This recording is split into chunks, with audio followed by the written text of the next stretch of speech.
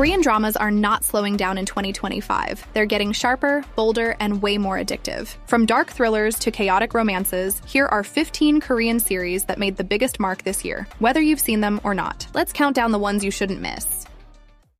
At number 15, we have Trigger, a thriller set in a gun-free nation where weapons suddenly become reality.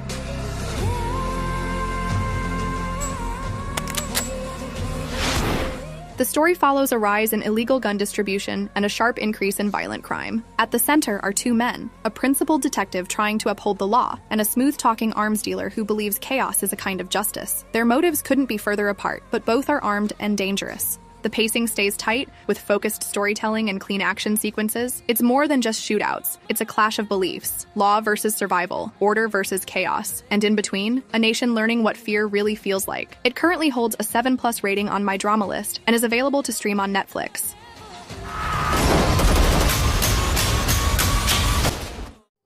The number 14 is Karma. This one builds tension like a ticking clock, slow, precise, and deeply unsettling. A failed crypto investor thinks he's planned the perfect crime. But this isn't a one-man show. His actions trigger a chain reaction. Blackmail, betrayal, buried trauma, and 6 lives spiral from a single spark.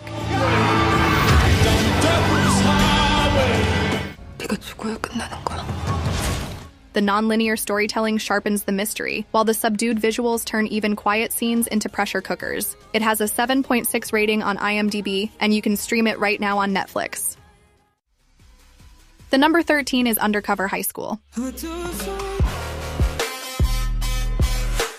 A grown man, a fake ID, and a national treasure hidden in a school locker. Yeah, it's that kind of show. Gyeongseong, a disgraced NIS agent, is forced to go undercover as a high school student. His mission? Track down the lost treasure of Emperor Gyeongseong, hidden somewhere inside the school. It's wild, sharp, and surprisingly heartfelt, with Seo Kang-joon pulling off one of his most entertaining roles to date. It's got a 7.8 rating on IMDb, and you can catch it now on Viki. At number 12 is Hyperknife.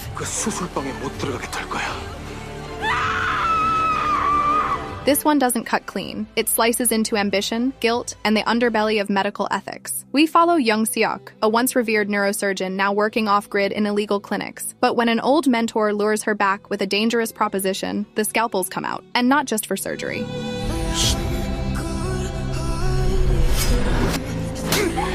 The show builds pressure like a heartbeat monitor, tight, steady, and ready to spike. Park Yoon-bin is magnetic in a role that blurs genius with madness, while Sul Kyung-gu keeps the rivalry simmering with cold restraint. You can catch all 8 episodes now on Disney+, where it currently holds an IMDb score of 7.4.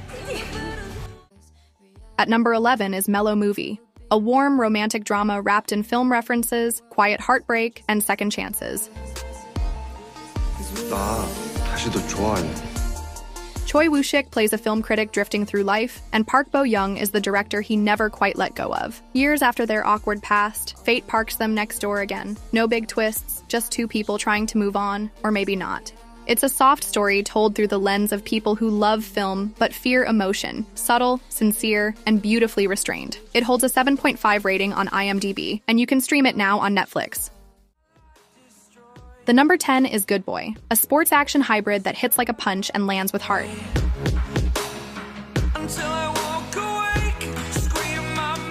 Good Boy throws athletes into a law enforcement task force and somehow makes judo meets street justice a thing. It's chaotic, creative, and absolutely unafraid to go full action movie mode when it wants. Park Bo-gum ditches the nice guy look here, trading charm for bruises, and pulls it off. The chemistry between the Olympic Avengers sells the whole premise, and the direction keeps things fast, fiery, and fun. Currently available to stream worldwide on Amazon Prime Video, with an IMDb score of 7.7. The number 9 is The Resident Playbook, a grounded medical drama that swaps flashy surgery scenes for real pressure and emotional weight. 4 rookie OB/GYN residents walk into Jongno Yulja Medical Center, and none of them are ready. But they show up anyway. Through late shifts, impossible decisions, and fragile patient outcomes, they grow. Not perfectly, but honestly, and that's what makes it hit.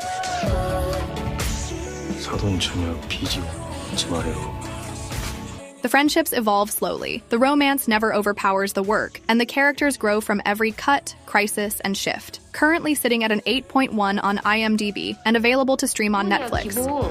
죄송합니다. The number 8 is My Dearest Nemesis. This is a type of series in which romance and revenge collide in the boardroom, and it's more fun than it should be. Imagine rejecting someone online 16 years ago, and now he's your boss. That's the mess Soo-jung walks into, and neither of them is pretending it's fine. She's a corporate fixer with zero patience for nonsense. He's the quietly smug director who hasn't forgotten the burn.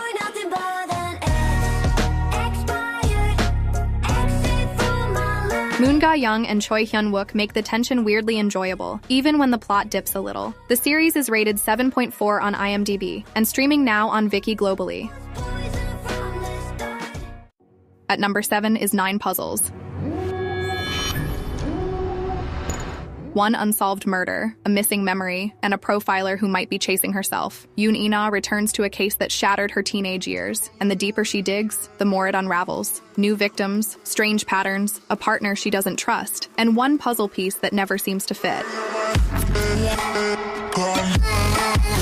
The show's gripping pace, surreal visuals, and cold case tension build a world that keeps you doubting everyone. Kim Dami and Sun Soo-koo deliver a quietly electric dynamic that only deepens the mystery. Rated 7.8 on IMDb and streaming exclusively on Disney+. 이 사건의 범인이에요? The number 6 is Buried Hearts, a sharp revenge drama built around memory loss, stolen billions, and ruthless ambition.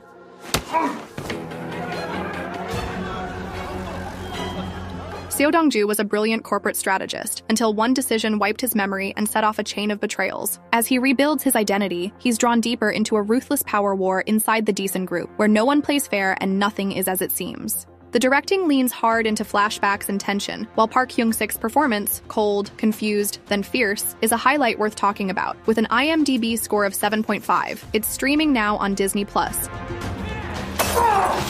끊어낼 수 있지. At number 5 is Study Group, one of the year's most unexpected breakout hits, packed with grit, humor, and teen rage. Yoon Ga-min, a quiet student with poor grades but killer instincts, lands in Yuseong Technical High, a place where survival matters more than study. With his ex-tutor-turned-teacher backing him up, he starts a study group that ends up fighting more than just academic failure.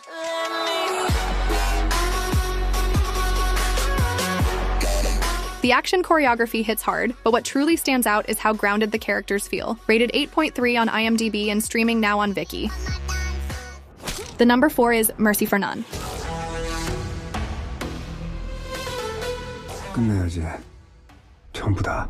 Brutal, intimate, and cold as steel. This is the kind of revenge story that doesn't glamorize violence. Every moment feels soaked in tension. Nam Gi-jun walked away from violence by tearing apart his own future. But when his brother is murdered, he steps back into the shadows he thought he'd buried. In a world of betrayal and fading loyalties, he's not chasing justice. He's chasing the truth, no matter how much it costs. So G-Sub's quiet intensity does more than carry the story. It sharpens it. The show's visual style leans dark and deliberate, making every confrontation feel earned. It currently holds an 7.5 rating on IMDb and is available to stream on Netflix.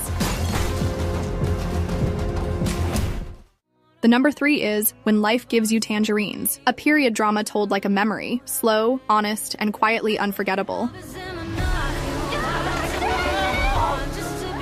On 1950s Jeju Island, Ae-sun is torn from her home after a tragedy and raised by strangers. Gwon-sik, the quiet boy from a fishing family, becomes her anchor. As decades pass, their bond grows, through poverty, protest, and heartbreak, all seen through the eyes of their daughter in the present day. IU and Park Bo-gum deliver restrained, deeply human performances. The cinematography paints every frame like a memory, and the writing lingers long after it ends. It holds a 9.1 rating on IMDb and streams globally on Netflix.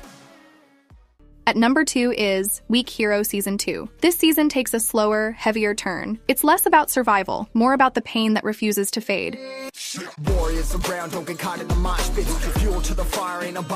Gyeongseong transfers to Yunjang High after what happened to Suho. He's quieter now, withdrawn, trying to keep his distance. But the school isn't quiet. It's run by the Union, a gang that rules through fear. And Seon wants no part of it until things get personal. 근처에 또 나타나면 내가 다 죽여버릴 거야. The confrontations feel raw, but it's Park Ji-hoon's restraint that steals the season. Every moment feels like something might break. It holds an 8.4 rating on IMDb and continues to gain wide attention through unofficial sources. The top spot goes to Squid Game Season 3. This is it, the grand finale that finally tears the mask off the system. It exploded on Netflix at launch, smashing records with over 60 million streams in just 3 days, and now officially the most watched non-English series in the world. The 6-episode final season picks up right after Season 2's failed rebellion. A broken Gi-hun returns to the battlefield, but this time, he's here to burn it all down. Former Player One, or rather the frontman, reclaims control and brings in a new wave of VIPs. Their chilling presence deepens the show's already dark commentary on power and control.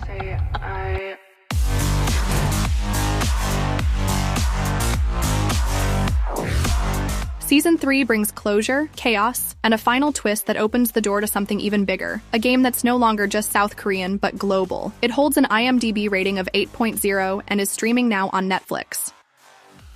And that wraps up the list. Which one have you already binged? And which one just shot to the top of your watch list? Drop your thoughts in the comments. And hey, don't forget to like, share, and subscribe. I'll be back soon with another video.